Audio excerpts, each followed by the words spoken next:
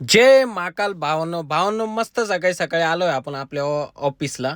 आणि ऑफिसला आल्यानंतर सकाळी सकाळी काय काम लागलं माहिती का? आज आपल्याला आपली बसंती जी आहे, बसंतीची हवा डायरेक्ट गायब झाली होती. मग आपण काय तुमच्या हवानी मस्त पंपानी हवा बिवा मारली.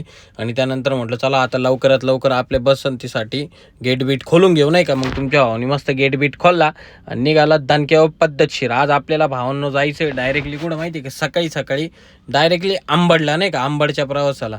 आणि फायनली भावांनो तिथं पोहोचल्यानंतर काय आपण कंपनी शोधत होतो, कारण त्या कंपनीत मी कधी गेलोच नव्हतो.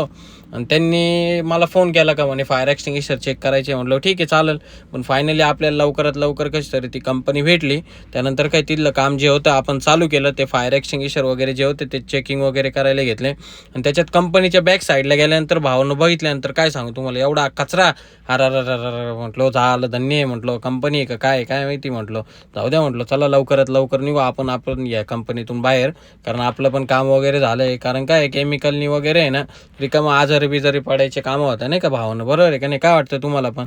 आणि त्यानंतर निघालो दुसऱ्या प्लांटला आपण जाण्यासाठी. आणि दुसऱ्या प्लांटला गेल्यानंतर काय लवकरात लवकर तिथं पोचलो. म्हटलं इथं असतील नाही का, म्हटलं 50 एक फायर एक्सटिंग्विशर. पण काय सांगायचं भावांनो, कंपनी एवढी भली मोठी आणि तिथं फायर एक्सटिंग्विशर फक्त किती माहिती का? मोजून मोजून 8 फायर एक्सटिंग्विशर होते. म्हटलं झालं धन्य. म्हटलं काही खरं नाही, काही खरं नाही म्हटलं या कंपनीचं. आणि त्याच्यात आला आपल्याला त्यानंतर दिंडोरीवरून फोन का म्हणे सर या म्हणे लवकरात लवकर, आमचे पण फायर एक्सटिंग्विशर वगैरे जे काही आहे ते चेकिंग आणि सर्व्हिसिंग करायचे. म्हटलं ठीक आहे करून देतो ना. म्हटलं त्याच्यात काय एवढं नाही का. मग काय तुमचं मस्त टापकान पद्धतशीर आपली बसंती जी होती ती घेऊन निघाला. त्याच्या रस्त्यात बघतो तर काय फुल धुकाट विषय नाही का, डायरेक्ट दूर दूर विषय होता. पण तुमचा फायनली लवकरात लवकर पोचला कंपनीत. कंपनीत पोचल्यानंतर काय सेफ्टी ऑफिसरने आपल्याला दिला एक माणूस, त्यांचा सिक्युरिटी जो होता तो दिला. म्हणे याला घेऊन जा तुमच्यासोबत आणि तो तुम्हाला सांगेल का कोणते कोणते फायर एक्सटिंग्विशर कुठं कुठं आहे. म्हटलं ठीक आहे चालेल, काहीच विषय नाही नाही का.